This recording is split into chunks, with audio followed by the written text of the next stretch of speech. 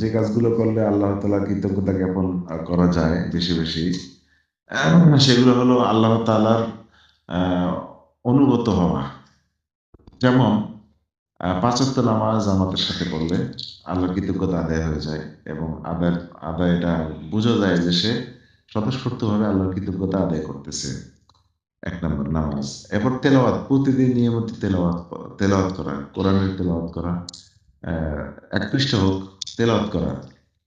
তেলাওয়াত করতে না পারলে অবশ্যই খুব দ্রুত কারো কাছ থেকে তেলাওয়াত শিখে নেওয়া, কোন আলেমের কাছ থেকে। আ এরপরে হলো আত্মীয়তার সম্পর্ক, পরিচিত জনের সাথে সম্পর্ক ঠিক রাখা। আ এটা ঠিক রাখা, তাদের সাথে দূরত্ব তৈরি না করা। এরপরে হলো আ নিজের মালের যাকাত দেওয়া, গরিব, অভাবী লোকদেরকে সাহায্য করা। হ্যাঁ? আ এছাড়া আরো কিছু দোয়া আছে যেমন আমরা যে দোয়াটা করি আলহামদুলিল্লাহ, এগুলো বেশি, বেশি পড়া। আশ-শুকরুলিল্লাহ এগুলো পড়া।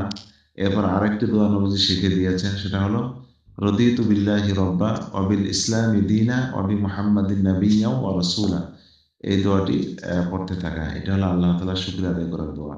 আর তাছাড়া ওই কাজগুলো জিকির আজকার করা অর্থাৎ খুব মনোযোগ দিয়ে যত নিয়ামত আসবে তত ইবাদতের প্রতি বেশি মনোযোগ দেওয়া। হ্যাঁ? ইবাদত বেশি আদায় করা, কোন ইবাদতকে গ্যাপ না দেওয়া। এটা হলো শুকরিয়ার সবচেয়ে বড় মাধ্যম এবং এই সমস্ত ইবাদতের মাধ্যমে ইবাদতের দিকে মনোযোগ আসাটাই হলো শুকরিয়া আদায়ের একটা বড় লক্ষণ। জাযাকাল্লাহ, বারাকাল্লাহ। আসসালামু আলাইকুম ওয়া রাহমাতুল্লাহ।